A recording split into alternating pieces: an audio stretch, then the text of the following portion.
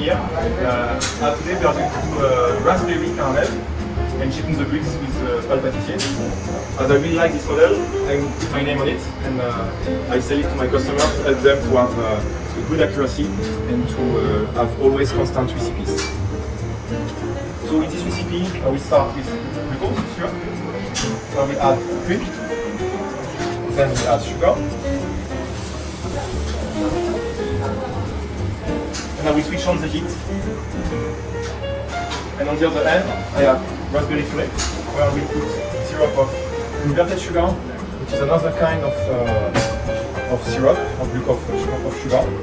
We use that in order to not have some crystals and to have something more stable.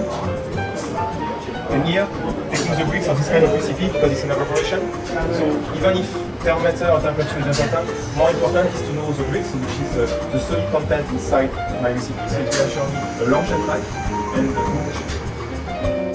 in my line of work, I mainly use the refractometer for syrup density, for glaze, because I do my own glaze, either with water, sugar, and also pectin, or with fruit. And depending the fruit, you will have different bricks. So just as we cook by evaporation, it's important to have the right bricks because we need the right sugar content, the right dry extract in the glaze to be able to know how it will set and how it will be for the shine, for the gloss. So here we are going to caramelize, of course, the sugar, but as well the protein from the cream. I use as well the refractometer for sorbet, when I do sorbet with fresh fruit or puree as well. Of course, I use it for jam, at the frame. And I use as well for chocolate, even if it's not that super precise, as I do consulting and sometimes I go to see some customer. They don't have any much idea of the recipe, what's inside the chocolate or how they did, because maybe they didn't do the recipe, someone else did it for them.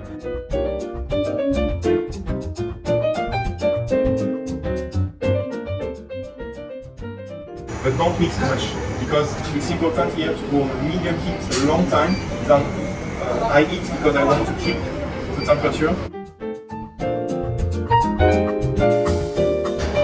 So you see now I'm 112, and from now it will get pretty quick. I don't stir too much, but you will see at a point, you will see the bottom of my sauce pan. So you see this concentration.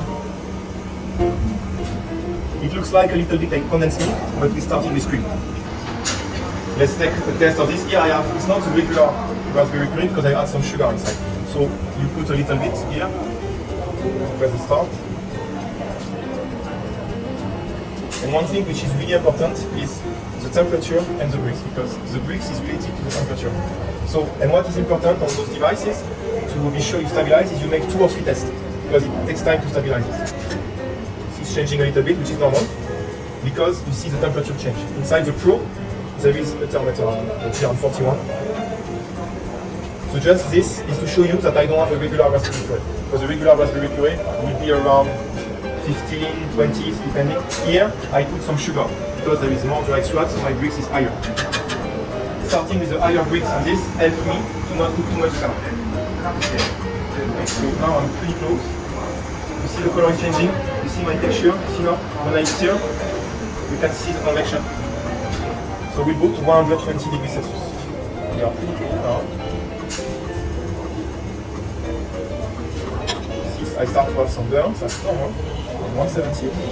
Now you stir constantly. Those dark spots is the butter inside the cream, which is burning. And now, I will deglaze with my raspberry puree.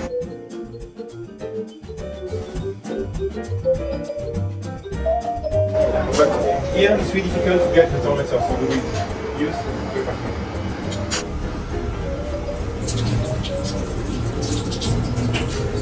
As you can see, it's waterproof. This machine can be calibrated, so over the time if you see it's getting hot, you take pure water without any minerals, and it has to be 0, and you press the 0 button. So now, I want to check the bricks of this. The bricks will increase with my water evaporation. As I have water evaporation, I concentrate the sugar and everything.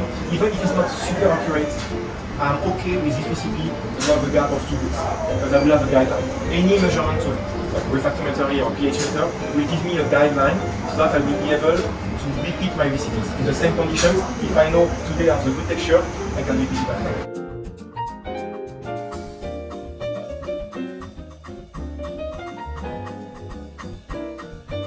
digital, so it's easy and quick to read.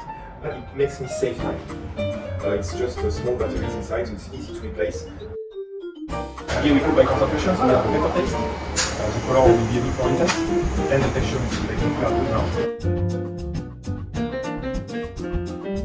So here I can tell by experience that at 20 degrees I will be around 70 degrees around, which is good for me. The texture is good here. And now I'll add my butter.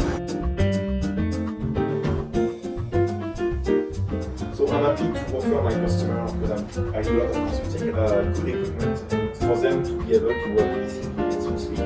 And there are a few brands I trust, and Attago is one of them because of the quality, Japanese made, because we all know that Japan is quality and precision.